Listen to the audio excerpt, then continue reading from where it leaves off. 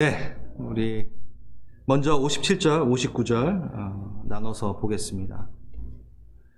지금 가짜 대제사장이 진짜 대제사장을 심문하고 있습니다. 심판하고 있습니다.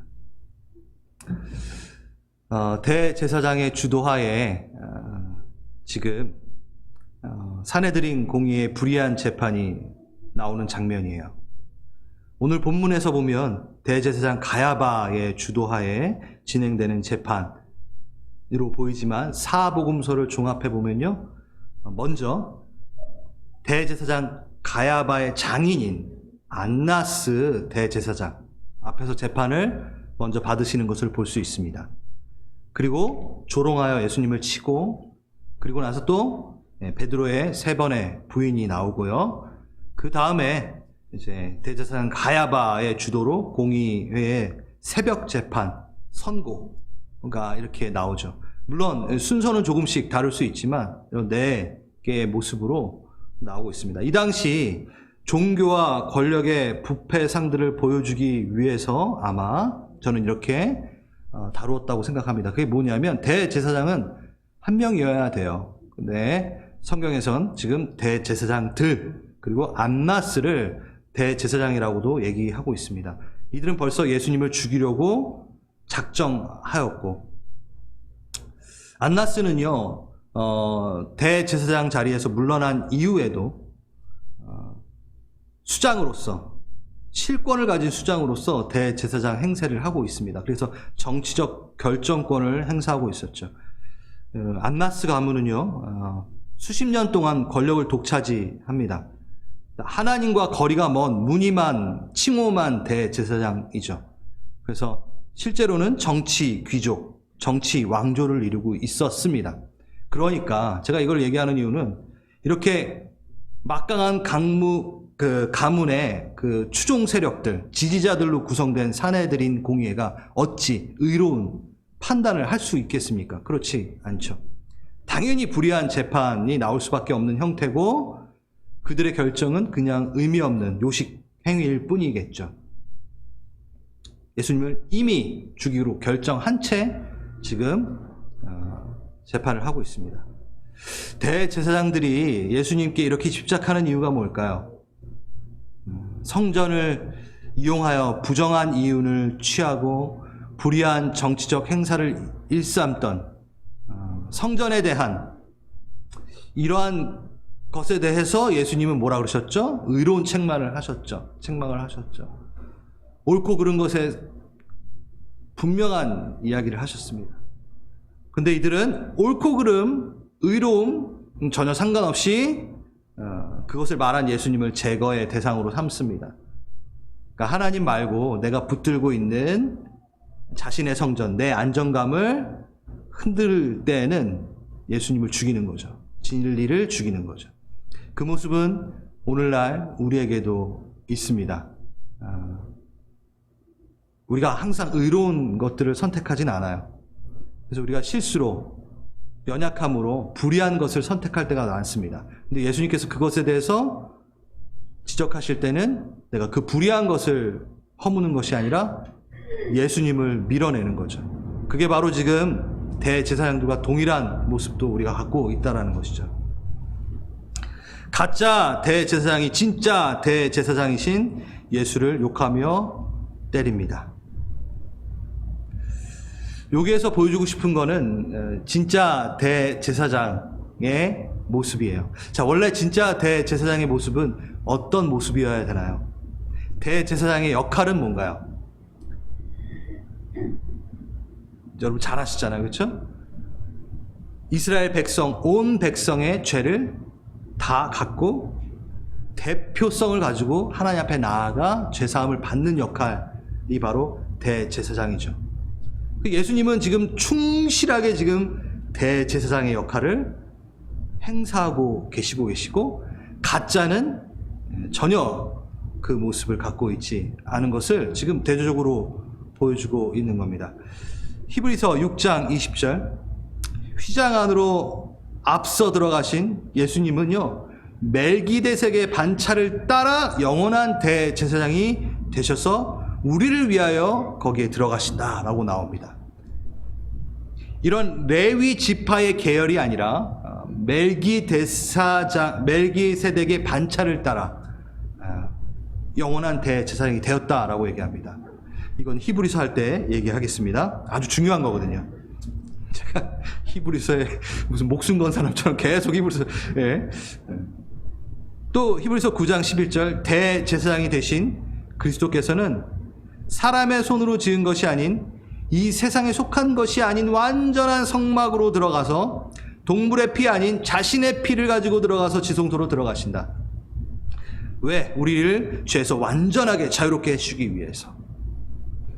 너무 멋있죠? 다시 대제사장은 우리 모든 인류의 죄를, 영원하신 대제사장이신 예수는 이스라엘 백성뿐만이 아니라 온 인류의 죄를 다 가지고 어떻게? 자신이 어린 양 되어서 자신의 피를 갖고 들어가시는 대제사장이십니다. 어디로 들어가나요? 성전으로 들어갑니다. 성전은 뭔가요? 하나님의 몸이잖아요. 하나님의 집이잖아요. 그래서 예수님은요, 성전이 되시고 어린 양의 피가 되시고 들고 가는 피가 되시고 또 대제사장이 되시고 지성소가 되시고 언약이 되시고 그 돌판이 되시고 그 피는 또 언약궤에 뿌립니다. 시온자에 뿌립니다. 그 보좌에 뿌립니다. 그 보좌가 되시고 예수님은 뭐든지 다 되세요. 모든 것을 예표하시며 우리를 죄 가운데서 구원해내십니다. 다 담당하십니다. 다 모든 역할을 다 맡으십니다. 어떠한 연극이 있으면 주인공, 하인일, 소품 모든 걸 그분이 다 하세요. 완벽하게 해내고 싶으시니까, 완벽하게 우리의 죄를 사해주고 싶으시니까 모든 교회의 예표가 되시고 모든 것이 되십니다. 대제사장, 우리의 대제사장. 그 지성소 안에 쏟아지는 영광의 빛까지 되십니다. 할렐루야. 우리는 그 대제사장을 존귀히 여겨야 됩니다. 밀어내치고 때리며 욕해서는 안 됩니다.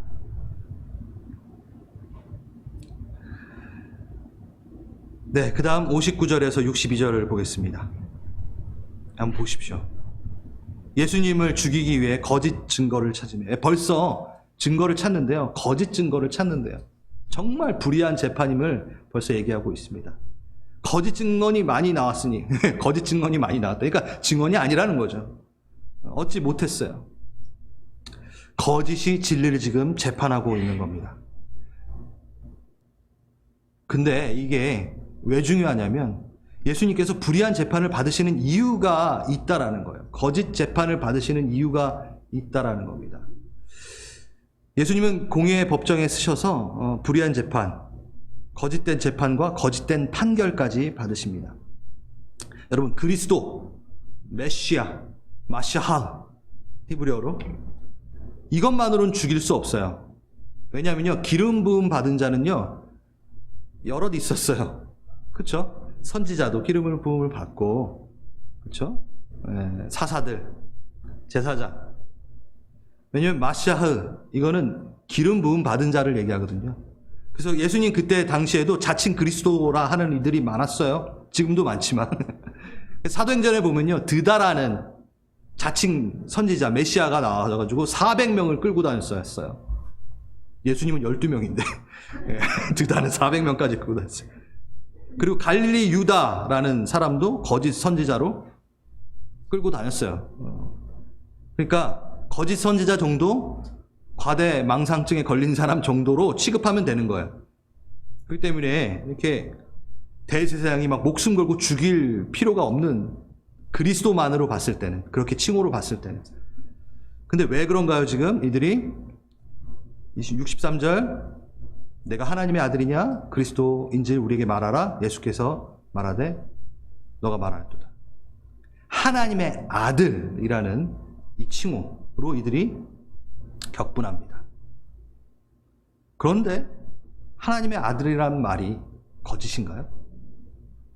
아니라는 거예요. 하나님, 예수 그리스도는 하나님의 아들이십니다. 아니, 하나님이십니다. 하나님이십니다. 그러니까 이런 거예요.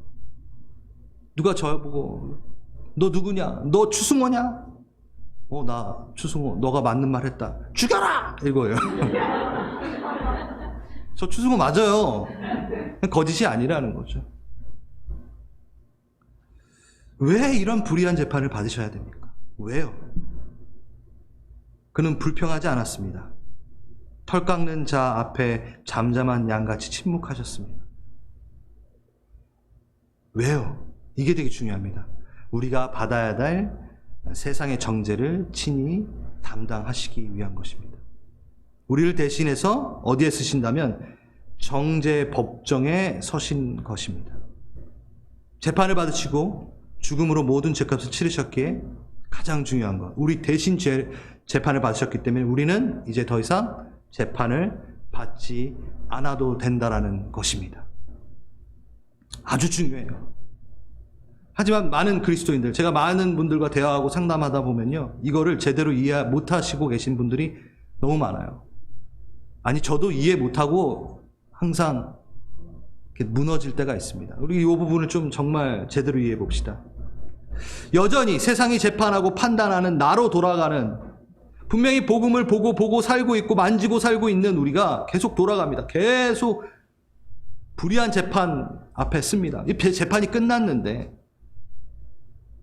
세상의 시선과 평가들 조마조마하며 삽니다. 세상의 평가에 무시당할까봐 노심초사합니다. 넌 가치가 없어. 그 말에 움찔합니다. 넌 존재만으로 사랑받을 수 없어. 뭔가를 해야 돼 라는 말에 맞아 라고 움찔합니다. 용납받을 수 없어 라는 말에 움찔합니다. 아닌데요. 아닌데. 너 매일 죄 가운데 나가잖아. 네가 무슨 하나님의 자녀야. 움찔합니다. 그런가? 아니요, 재판이 끝났다니까요. 누가? 예수님이 다 그 재판을 받으셨다니까요. 그리고 우린 자유하다니까요. 아침마다 거울 앞에 섰을 때, 하루를 마감하며 여러분 거울 앞에 설 때 자신을 하나님의 눈으로 바라보고 계신 분들이 있으십니까? 어렵죠. 저도 쉽지 않아요. 하루를 마감하고 볼 때 너무 마음에 안 들어요, 제가. 아침에 일어나서 퉁퉁 부은 눈과 헝클어진 그 머리는 전혀 사랑스럽지 않습니다. 이게 바로 나라는 재판관 앞에 또 서서 하나님의 눈으로 보지 못하는 불의한 재판을 또 하고 있는 거예요. 세상의 관점으로. 너 얼마 버니? 너의 지인은 얼마니? 너 결혼했니? 너 집은 있니? 우리는 불의한 재판 앞에 날마다 씁니다. 그리고 나를 정죄하고 나를 미워하고 그 평가 앞에서 나를 정죄하고 있습니다. 우리가 있어야 할 자리는 절대 아니라는 거죠. 예수님이 그 자리를 담당하셨기 때문입니다. 이 부분에서 이 복음이 주는 자유함으로 존재성의 그 확신과 기쁨이 넘쳐나는 삶을 산 사람이 있습니다. 소개해 드릴까요? 바울입니다. 여러분 대부분 이렇게 뭘 할 때 소개해 준다면요, 신약에선 바울이고요, 구약에서는 다윗이에요. 보면 이렇게 제가 말씀 준비하다 보면 항상 그렇더라고요. 참 위대한 사람들입니다. 위대한 하나님의 사람들. 사람은 위대할 수 없습니다. 아무튼 바울은요, 자신이 가장 악한 죄인이라는 것을 고백하고 자처해요. 아주 잘하고 있어요. 그런데 위축되어 있지도 않고 또 한껏 막 부풀러 있지도 않은, 교만하지도 않은 정말 중도를 잘 지키고 있어요. 야, 정말 왜 어떻게 이렇게 할까? 왜냐하면 바울은요, 이미 자기는 하나님 앞에 평가를 받았고 판결을 받았다는 걸 알고 있기 때문에 그렇게 할 수 있다는 거죠.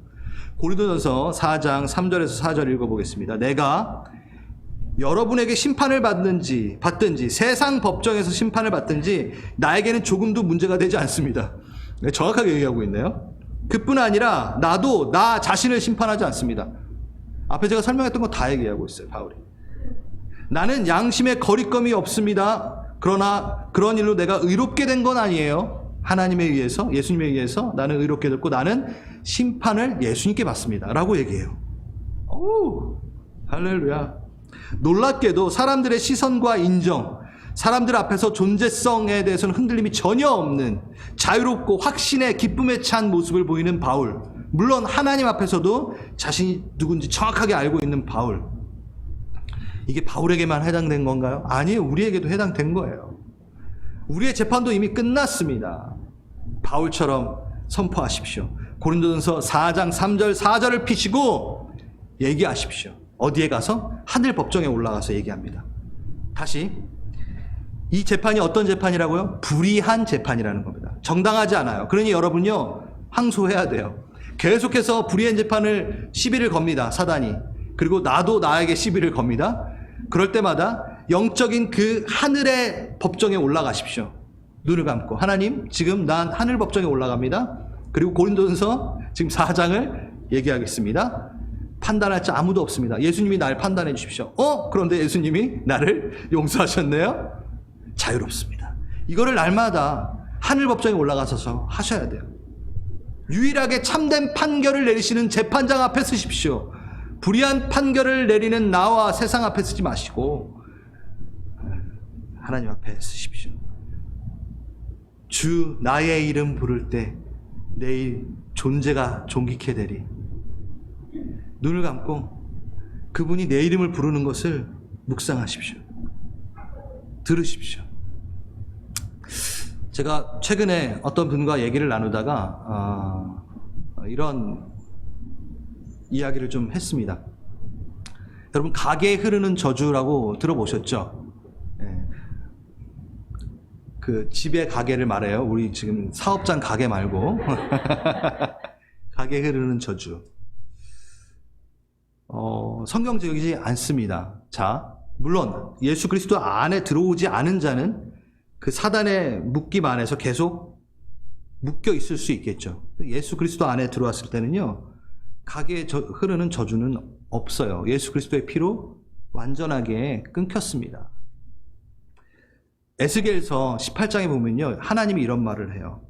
이스라엘 땅에 속담이 하나 있는데 아버지가 신포도를 먹었는데 아들이 이가 시다고 하는 그런 속담이 있는데 그게 무슨 말이냐? 나의 삶에 맹세하고, 하나님이 나의 삶에 맹세하고 이스라엘 가운데 다시는 그 속담을 못 쓰게 하리라. 자, 아빠가 신포도를 먹었는데 먹지도 않은 아들이 하이 셔 이러고 있대요. 그러니까 그 윗대의 죄가 그 밑에 대의 죄 가운데, 영적 묶임 가운데 내려오지 않는다라는 거예요. 누가? 하나님이 함께 하신다.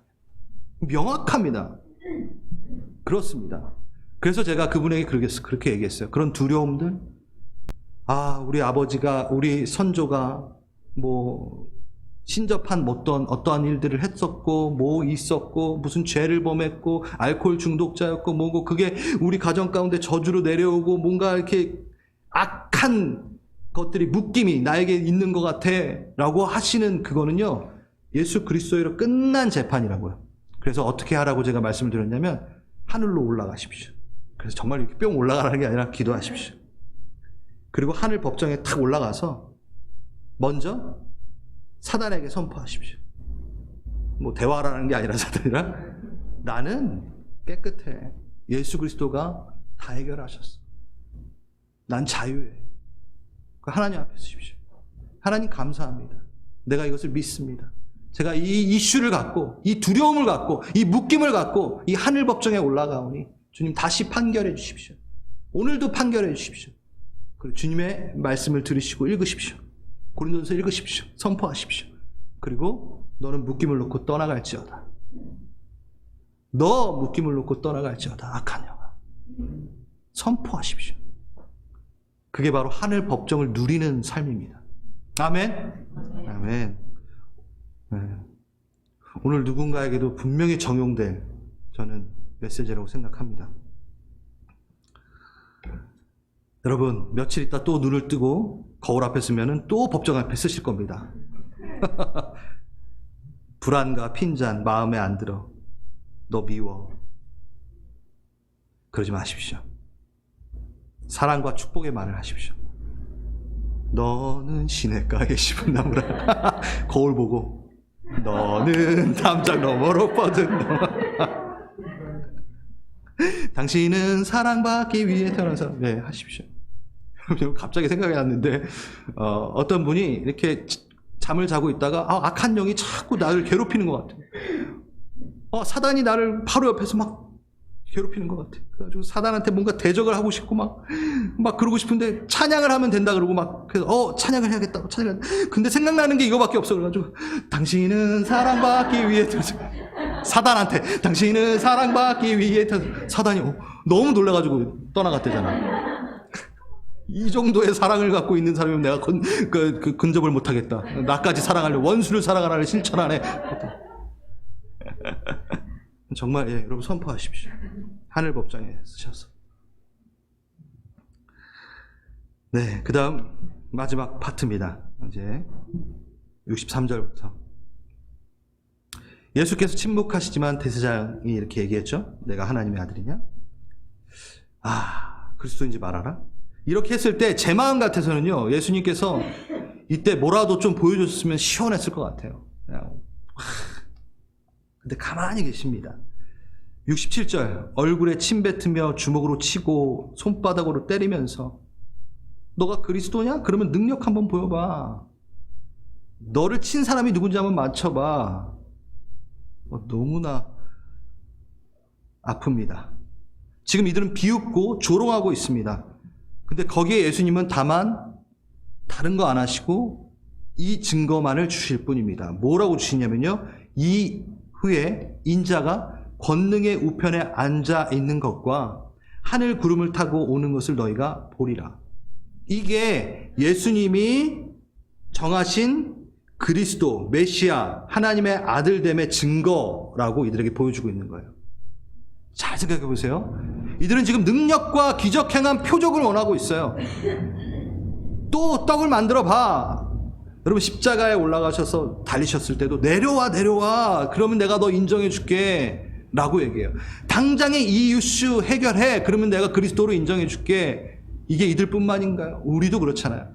당장 이 건강의 이슈 해결해야지만이 난 당신을 나의 주라고 시인하겠어 라고 하는 이야기랑 똑같은 거예요. 능력, 건강, 재물 내가 손에 넣으면 그때서야 내가 너를 예수로, 나의 구주로 인정하고 증거로 삼을게. 그 증거를 보여봐.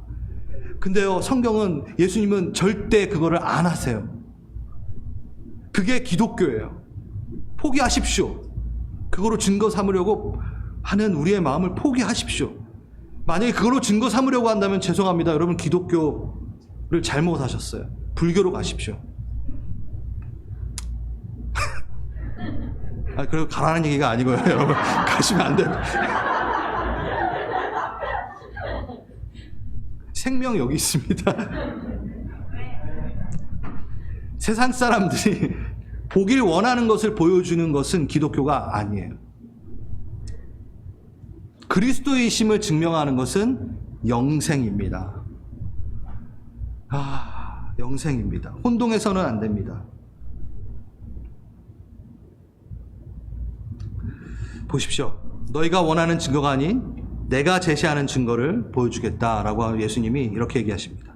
인자가 권능의 우편에 앉는 것, 구원의 주를 얘기하는 겁니다. 이거는요 시편에 나와 있어요. 시편 110편 1절에 다윗이 성령에 의해서 성령의 감동을 받고 고백한 거예요. 여호와께서 내 주에게 말씀하시기를. 여호와께서 내 주에게 주가 두 분이세요. 네. 이거를 벌써 예수님이 마태복음 22장에 가르쳐 주세요. 어떻게 주가 두냐? 그 중에 하나가 나야. 이렇게 얘기하세요. 그 얘기예요. 여호와께서 내 주에게 말씀하시기를, 예수님에게 말씀하신 거예요. 하나님이 내가 너 원수들로 내 발판이 되게 하게 하고 너는 내 오른쪽에 앉아 있으리라. 예수님이 하나님 우편에 앉아 있을 거라는 것을 시편을 통해서 성령의 감동으로 다윗에게 벌써 말씀하셨어요. 뭐죠? 구원주, 구원의 주로서 앉으시는 것. 이거 유대인들이 이 산헤드린 공의에 있는 대제사장이 몰랐을까요? 알았어요. 그렇죠? 그리고 구름 타고 오심, 심판주 다니엘서 인자 같은 이가 하늘 구름을 타고 와서 옛적부터 항상 계신 이가 나아가 그 앞에 인도됨에 그에게 권세와 영광의 나라를 주고 모든 백성의 다른 언어로 말하는 모든 자들을 섬기게 할 것이다. 그의 권세는 소멸되지 않고 영원한 권세여 그나의 나라는 멸망하지 않을 것이다. 누구? 예수 그리스도를 얘기하시잖아요. 또 어떻게 오신다고요? 구름 타고 오신대요. 여러분요, 우리는 한국 사람들은 이제 문화적인 게 있잖아요. 구름 타고 오면 홍길동이 생각이 나고 뭐 배추도사, 무도사 막 이렇게 생각이 나겠죠. 그런데요, 딱 유대인들은요, 구름 타고 와? 권세를 갖고 무조건 메시아예요. 심판주. 이 얘기를 했을 때, 예수님께서 이 얘기, 두 가지 얘기를 했을 때 이들이 몰랐을까요? 알았어요. 아, 메시아 임을 다시 한번 또 선포하시고 그 증거죠. 맞아요. 그게 그 증거밖에 없어요. 시편 다니엘서에 나와 있는 구원의 주와 심판의 주, 영원한 하나님의 나라가 도래될 때 그때의 메시아의 모습을 분명히 말해주고 있습니다. 그게 메시아의 증거입니다. 다른 게 증거가 아니에요. 앞에서 말했던 그것들이 증거가 아니라 바로 이게 증거예요. 이들은 다 알고 있었어요. 하지만 그 증거 말고 다른 증거대 아주 이상한 말을 하고 있는 거예요. 우리도 똑같잖아요. 이 증거가 있는 건데, 이 증거인데 예수님은 우리에게 이거가 우리의 메시아임을 증거하는 거다. 내가 너의 메시아임을 증거하는 거다고 하는데 우린 또 다른 것으로 증거를 대라고 예수님께 항소하고 있는 겁니다. 성경 예언 그대로 더도 말고 덜도 말고 그리스도, 예수 그리스도, 하나님의 아들의 메시아 됨의 증거는 바로 구름 타고 오심이며 하나님의 우편에 앉아 계심일 뿐입니다.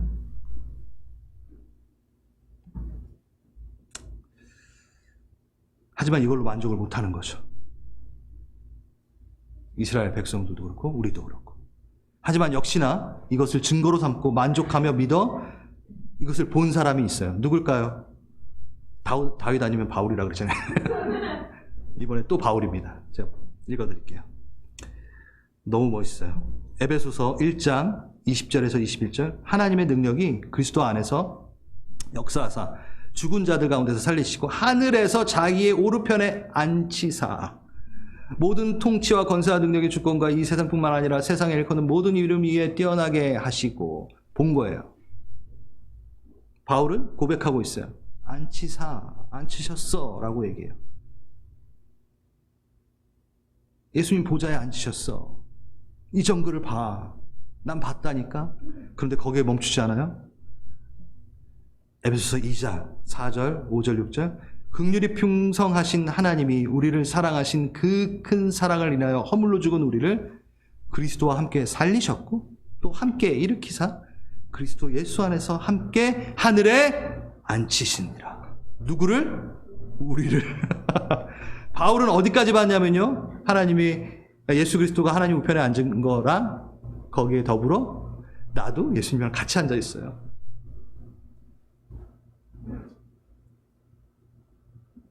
어메이징.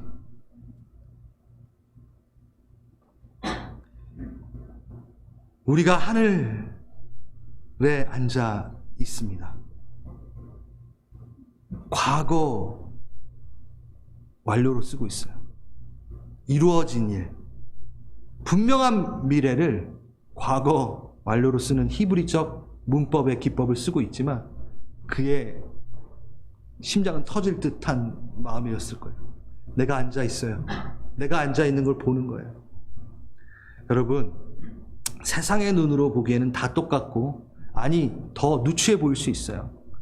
기적도 안 일어나, 병도 잘 안 고쳐져, 치유되는 것도 아니야, 부자도 아니야. 내가 왜 이쪽 보고 부자도 아니라 그러죠? 능력이 또 막 뛰어나지도 않아. 아우 그냥 고만고만해. 세상의 눈으로 볼 땐 그래요. 그런데 하나님의 눈으로, 영적인 눈으로 볼 땐 우리는 어디에 앉아 있다고요? 예수와 함께 하늘에 앉아 있는 자들입니다. 네, 할렐루야. 하늘에 앉아 있으십니다. 아멘. 하늘에 앉아 있으십니다. 영안이에요. 이거를 영적 세계의 눈을 갖고 있다라는 거죠. 제가 간증을 좀, 제가 이게 할렐루야. 일반화 시킬 수는 없습니다. 간증은 항상. 하지만 저에게 체험이 있기 때문에 이게 세우신 이유가 또 분명히 있다라는 생각이 듭니다. 제가 골수 이게 썩어 들어간 이제 염증과 이제 암이 막 이렇게 발생이 돼가지고 자르려고 이제 절단을 해야 되는 시기가 있었죠. 5살 때. 이미 좀 들어보셨을 거예요. 이것도 한번 제가 간증을 했었던 것 같은데, 낫지 않았습니다. 네, 1년 동안 낫지 않았습니다. 병원을 왔다 갔다 했습니다. 그때 주님께서 강권적으로 임하셔서 주님은 저에게 꿈과 환상으로 나타나기 시작하셨고, 저는 수시로 예수님, 천사 막 이렇게 하면서 지냈던 시기가 있었습니다. 하루는 여러분 잘 들으세요. 밥을 먹고 있었어요. 식탁이었어요. 어머니가 식기도를 하고 계셨어요. 아주 기억이 잘 납니다. 어머니가 딱 식기도를 딱 하는데, 이제 어머니 말로는 갑자기 제가 여기 있다가 슬금슬금 막 이렇게 오더니만 어머니 팔을 이렇게 꽉 잡더래요. 그래서 어머니의 시선으로는, 그래서 어머니가 식기도를 마치고, 승호야 왜 엄마 앞으로 와서 이렇게 꽉 잡았어? 하니까 제가 5살짜리가 엄마 예수님이 우리를 보고 앉으셔가지고 뭘 막 이렇게 쓰시면서 웃고 계셔. 그때 제가 봤던 장면이 뭔지 아세요? 하나님의 보좌 그 자리에 딱 앉으셔가지고 예수님께서 책을 하나 펴시고 거기에 뭘 막 적고 계신 거예요. 전 거기에 생명책에 우리의 이름을 적었다 저는 믿습니다. 근데 그 위험이, 그 영광이 너무 크니까 5살짜리가 그거를 감당을 잘 못하니까 무서운 게 아니라 그 위험이, 그래서 이렇게 엄마 옆에 가서 이렇게 꽉 이렇게 손을 끌어안았던 거죠. 저는 아직도 그게 기억이 나요. 예수님이 앉아 계셨어요. 그리고 쓰셨어요. 뭐라 책상은 기억은 안 나지만 뭐 이렇게 그분은 보좌 위에 앉아 계십니다. 그리고 우리를 초대하십니다. 또 하나, 시간이 많이 흘렀습니다. 대학생이 됐습니다. 제 대학 시절 얘기하면은 당장 내려와 이러실 겁니다. 넌 목사 자격이 없어 이렇게 할 정도로.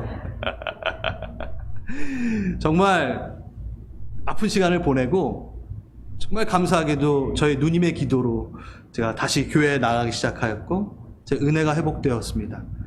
하지만 여전히 저에게는 옛 모습, 하늘의 법정에 올라가지 못한 채 계속 불의한 법정 앞에 섰습니다. 하나님이 나를 용서하시고 나를 분명히 다시 건지심을 알았지만 그걸 인정하지 못했어요. 계속 학대했어요. 저를 정죄했어요. 옛 모습에 대해서. 물론 가끔 또 옛 모습이 나와가지고 또 정죄하고 막 그렇게 힘들어할 때 제가 찬양을 했습니다. 너무너무 선명해요. 이거는 다 대학 때니까 이제 더 선명하겠죠. 열심히 찬양을 하고 있었습니다. 그때 주님께서 한 번 더 저에게 하나님의 나라를 보여주시는 기회가 있었어요. 대학 때 제가 또 다시 한번 이렇게 좀 하나님 앞에 은혜를 크게 받는 때가 있었거든요. 그 시즌이. 근데 딱 그때 뭘 보여주셨냐면, 지구가 있어요. 지구가 막 이렇게 뺑글뺑글 도는 거예요. 되게 빠른 시각에. 사람들이 이렇게 서 있으면 이렇게 막 이렇게 돌려들이 이렇게 서 있는데 다 꼽혀져 있죠. 이렇게 막 돌리고 있는데 하나님의 눈으로 지구를 이렇게 보시고 계실 때 제가 찬양을 막 하고 있으니까, 거기서 한국에서 그 자리에서 제가 찬양을 막 하고 있으니까 갑자기 손이 이게 환상입니다. 그러니까 재밌어요. 손을 쫙 뻗으니까 하나님이 쭉 이렇게 제가 슈퍼맨처럼 하나님으로 쭉 이렇게 가는 거예요. 찬양을 하고 있을 때. 막 찬양하면서 신나가지고 막 찬양하고 있을 때 쫙 끌려 올라가는 거예요. 아주 막 신나가지고 딱 있는데 하나님이 그 보좌 옆에 저를 탁 앉히시고 밑에를 딱 보게 하시는데, 분명히 그리스도인인데 예수님을 보고도 너무 어색해하는 사람들과 저처럼 막 뛰면서 찬양하는 사람들과 이렇게 보여주시는 거예요. 그래서 막 뛰면서 찬양하는 사람들은 막 하나님 앞으로 막 이렇게 올라오는데, 그리스도인이긴 그리스도인이었는데 제가 보기엔 예수님이 오셨는데 어색해하는 거예요. 되게 두려워하는 거예요. 너무 안타깝게. 근데 그 안타까움이 어떻게 보였냐면 하나님이 안타까워하는 마음이 보였어요. 그러면서 저에게 막 눈물을 주시면서 저에게 사명을 주셨습니다. 그때 주셨던 사명이, 나는 하나님을 향해 어색해하는 찬양하는 사람들이 아니라 하나님을 향해 이왕 찬양하는 거 기뻐 뛰는 찬양하는 사람들이 많도록 나는 섬겨야겠다라는 마음을 주님께 주셨어요. 승우야, 너 그거 한번 해볼래? 내가 왔을 때 어색해가지고 쭈뼛대는 사람 하나도 없게 찬양할 때 막 기뻐 노래하는 사람들을 더 많이 일으키고 초대하라. 그래서 그때부터 제가 찬양 사역자가 되기를 다짐하였고 한동안은 찬양 사역을 했죠. 지금도 찬양을 하고 있고. 제가 이걸 담대하게 선포하는 것은요, 거짓이 아니기 때문입니다. 제가 어떻게 강당에서 거짓을 말하겠습니까? 저에게 주셨던 은혜였습니다. 일반화할 수는 없습니다. 하지만 전 어디를 봤냐면요, 주님의 보좌를 봤어요. 실제 한 것. 그리고 그 밑에 구름은 없었지만 분명히 제가 하늘 가운데 구름 타고 오실 예수 그리스도를 또 저는 보았습니다. 언제? 찬양할 때. 찬양할 때. 주님을 칭찬할 때. 주님을 높일 때. 나의 대제사장을 위해 손을 들 때. 우린 주의 보좌 앞에 나아갑니다. 여러분, 찬양 가사 중에 얼마나 많은 가사가 주의 보좌 앞에 나아가 찬양한다고 얘기합니까? 그냥 우리가 하는 얘기일까요? 그냥 성경에 써져 있는 얘기일까요? 너희가 주의 보좌 앞으로 나와 찬양하라. 이게 먼 미래에 대한 얘기만을 성경에 썼을까요?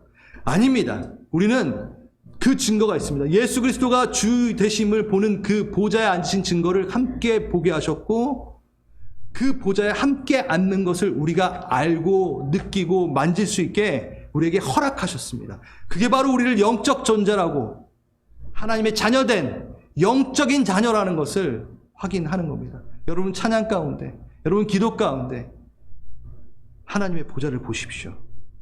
보여달라 하십시오. 하나님을 만나십시오.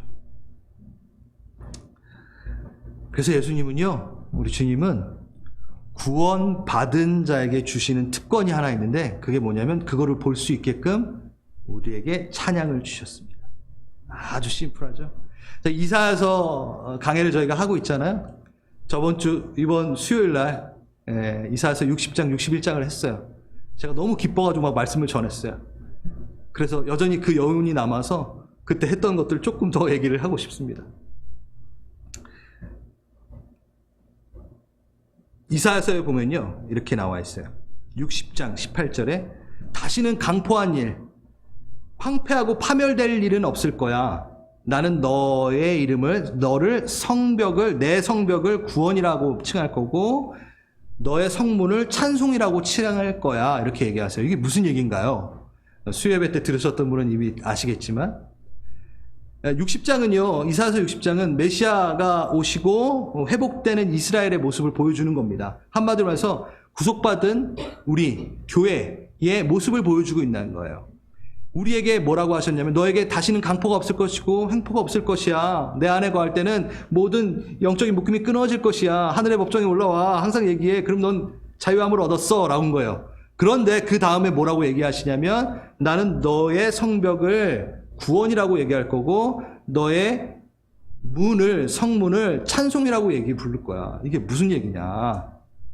우리는요, 감사함으로 그 문에 들어가, 찬양으로 그 문에 들어갑니다.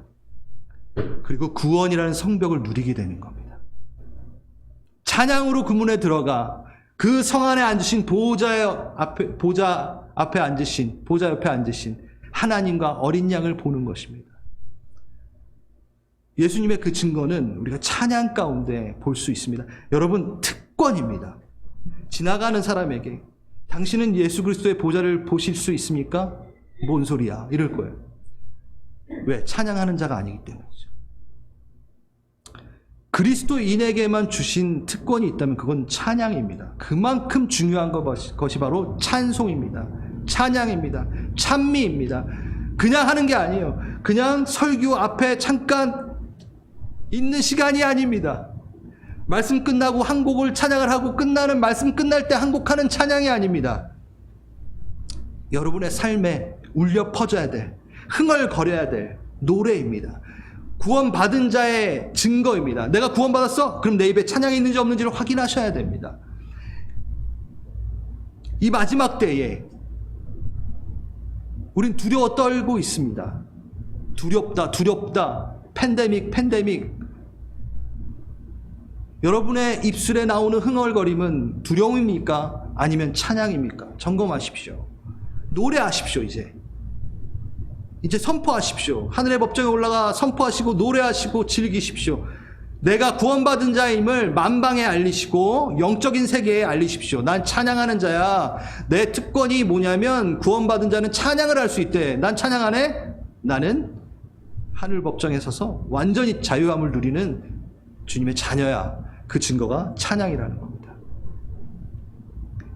여러분의 핸드폰에, 셀폰에, 여러분의 집에 찬양을 틀어놓으십시오.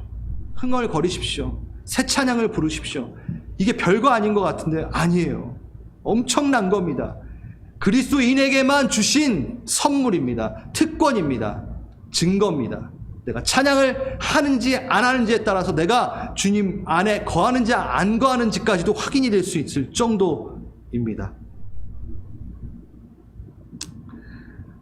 그래서 우리 히브리서 13장 15절에 나오는 것처럼 찬송의 열매를 맺읍시다. 그래서 그 열매를 주님께 드립시다. 다 함께 일어나셔서 오늘은 찬양하고 끝낼게요. 여러분, 계시록의 주 하이라이트 내용이 뭔지 아세요? 수요예배 때 제가 말씀을 드렸었는데, 우리 이 마지막 때의 계시록을 보면서 666 뭐 또 막 베리칩 막 일곱 인 일곱 나팔 막 뭐 그게 잘못됐다는 얘기는 아닙니다. 막 심판이 있고, 계시록은요 그게 하이라이트가 아니에요. 계시록의 진정한 하이라이트는 천상의 예배입니다. 그걸 보여주는 책이에요. 예배 이렇게 하는 거야 라고 보여주는 게 계시록이에요. 근데 우린 계시록을 붙들고 두려워하고 있고 싸우고 있고 그러고 있습니다. 주님 가슴 아프세요. 내 사랑이 전달되는 책, 내가 너를 어떻게 만나며 네가 그 천상에서, 아니 이 땅에서 어떤 예배를 드려야 되는지를 가르쳐주는 책이야. 구원하심이 보좌에 앉으신 하나님과 그 어린 양께 있습니다.